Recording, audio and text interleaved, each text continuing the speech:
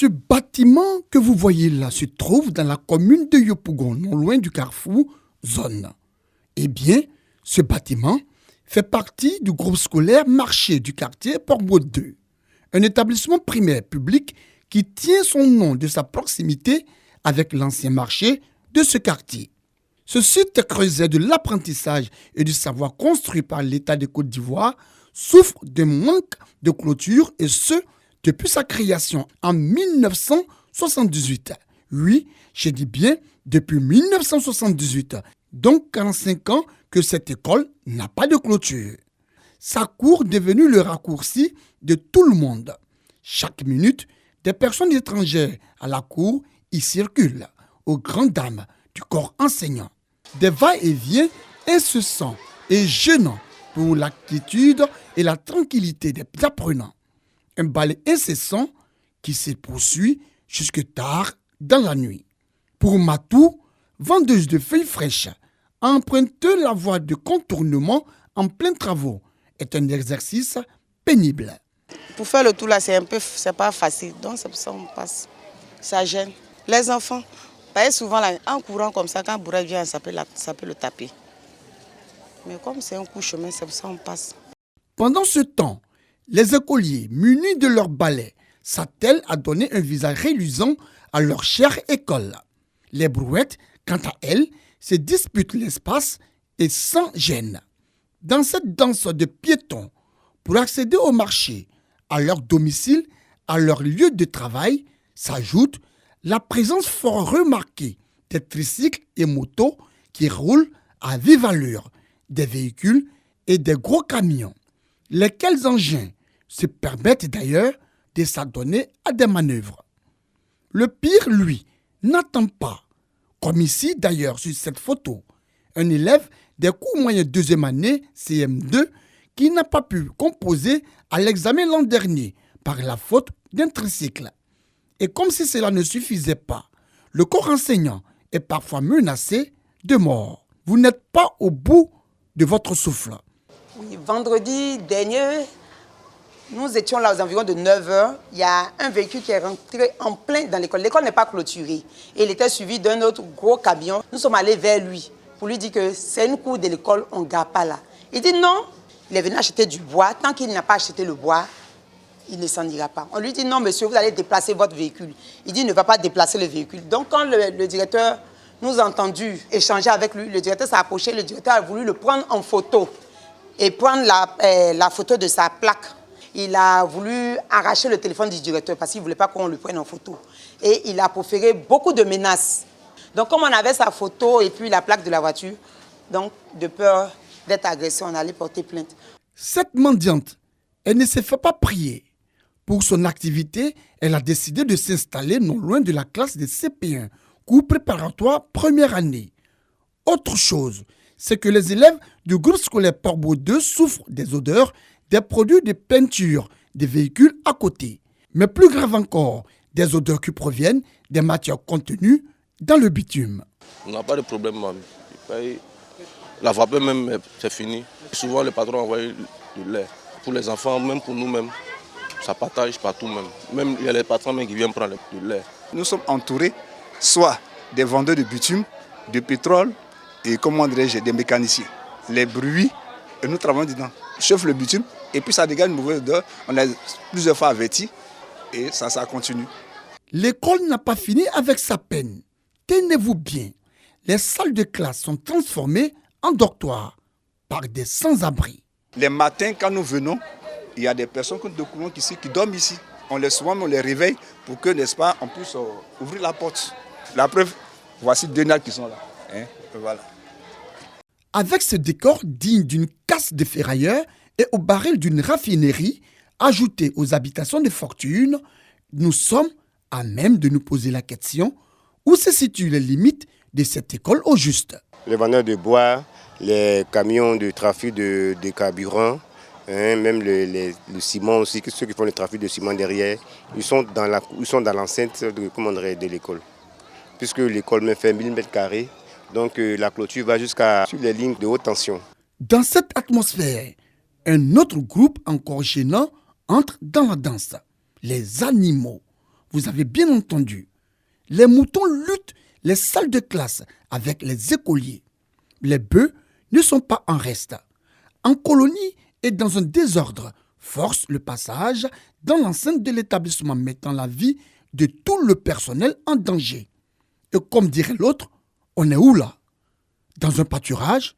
Un parc à bétail? Oh que non! Nous sommes à Yopougon, la Belle, et cela se passe au groupe scolaire Marché. C'est au quartier Port-Beau 2. Ah, Yopougon, la coquette. Mais nous ne sommes pas au bout de nos peines. Les risques sont nombreux. La présence de 2 malades mentaux, que dis-je, de 2 fous qui affichent et assument leur présence sur le site. Mais attendez, sommes-nous dans un centre pour fous, un centre psychiatrique? Non, non, nous sommes bel et bien au groupe scolaire Marché de Port-Beau 2, dans la coquette commune de Yopougon. C'est un fou, hein. Il vient à chaque moment, il agresse les enfants, il déchire les cahiers, il fait de n'importe quoi ici, quoi. Donc on ne sait pas quand même ça peut dégamer plus que ça encore. Du côté de l'école 1 se trouve un lac sous les arbres, en face des bâtiments principaux. Les tout-petits ne boudent pas le plaisir. Ils s'adonnent à une piscine partie avant l'heure du début des cours. C'est l'eau polluée qui sort des WC des habitations environnantes. De sorte que quand il pleut, ça ramasse tout l'eau et ça vient s'installer dans la cour de l'école. Ils sont en train de chasser les enfants. Pour eux, c'est un endroit où il faut s'amuser. C'est des mecs qui nagent dedans si on n'est pas vigilant. Dans les salles de classe, les enfants sont obligés d'abandonner leur place pour se rapprocher du tableau. Assis à même le sol, on prend cours. La raison, l'éclairage est insuffisant. Je me déplace pour venir ici parce que je ne vois pas. Quand je viens ici, je peux regarder les tableaux et peux copier. Les enfants se déplacent pour copier autant parce que la classe est sombre, il n'y a pas d'électricité. Et surtout, on peut dire que lorsqu'il pleut même là, ça devient un peu plus grave parce que la classe est hyper sombre.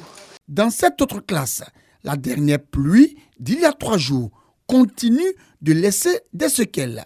En témoignent ces gouttes. Que dire du plafond? Il a vu réellement le fond. Il n'existe plus. Les tôles ont perdu de leur éclat. Et pourtant, la classe est bondée. C'est grâce à la toiture qui est abîmée, qui laisse passer les rayons du soleil, qu'on a la lumière dans la classe. Quand il pleut, l'eau coule. Donc la classe est inondée. On ne peut pas travailler, on est obligé d'attendre après la pluie et évacuer l'eau avant de travailler. Le décor est pareil ailleurs, identique. Visitons d'ailleurs les super bureaux des directeurs, convoitises des voleurs. Les petits voyous du quartier qui sont en train de s'introduire dans le bâtiment en fracturant le plafond. Il est descendu dans le bureau, il a tenté de tirer tous les fils électriques. Il a tenté aussi d'enlever le coffret là. Insatisfait, il a même déféqué dans la cour, dans le bureau du directeur avant de sortir. Et jusque-là, on est resté sans suite. Des recherches de solutions auprès des autorités municipales depuis des années sont infructueuses. Quant au COGES, comité de gestion de cet établissement, c'est une démission. Son président, joint au téléphone, ne s'est pas présenté. Et comme si cela ne suffisait pas, à l'entour de 9 heures, une autre situation vient alourdir ce tableau sombre chez le tout-petit de CP2, cours préparatoire 2e année. Les filles, on sort, ma fille. On pose pas, on se dépêche. À tour de rôle et en groupe, ils doivent se soulager en pleine cour d'école. Cour d'école qui leur sert des lieux de jeu pendant la récréation. Pas de doute, il n'y a pas de toilettes ici depuis 45 ans. Voilà la boîte qui nous sert de toilette. Toutes les 8 femmes de ce groupe scolaire-là, ce sont des boîtes pareilles que nous utilisons. Si tu as envie d'uriner pendant qu'on n'est pas encore à la pause, c'est-à-dire 10h ou midi, tu envoies les enfants chez la maîtresse d'à côté pour que la maîtresse puisse se mettre à l'aise en classe et elle garde l'urine fermée dans un coin secret en classe à midi. Quand les enfants vont à la maison, elle sort pour injecter le pipi. C'est comme ça. On refait le même parcours le soir, l'après-midi, jusqu'à 17h. Et c'est vraiment pénible pour nous parce que quand il y a des menstrues, comment te changer, il n'y a pas de toilettes.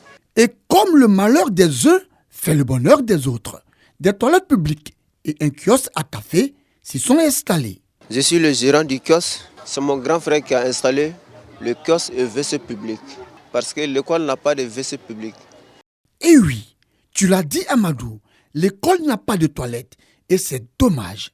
Voici donc le décor macabre et sombre que présente ce groupe scolaire qui a donné l'instruction et la formation à plusieurs cadres de ce pays. Vu les conditions difficiles et inacceptables que vivent les enseignants de ce groupe scolaire et leurs élèves, un carton rouge est attribué à la mairie de Yopougon, collectivité censée veiller et apporter la sécurité dans les écoles primaires et qui malheureusement reste dans un silence total face à la souffrance de ses élèves et de leurs encadreurs.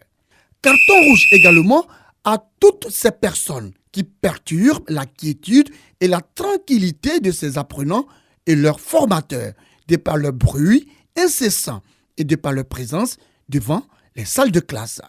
Un énorme carton rouge au vice-président de COGES du groupe scolaire Yopougon-Port-Boued de Marché. COGES qui, malgré la subvention du ministère de l'Éducation nationale et de l'alphabétisation, donc de l'État de Côte d'Ivoire, refuse de faire face aux peines de ses élèves et de leurs enseignants. On le sait tous, une formation dans un cadre malsain ne peut conduire qu'à un mauvais résultat en fin d'année. Vivement qu'une solution soit trouvée pour le bonheur de tous ces acteurs du système éducatif du groupe scolaire Yopougon-Port-Boued de Marché, Carrefour Zone.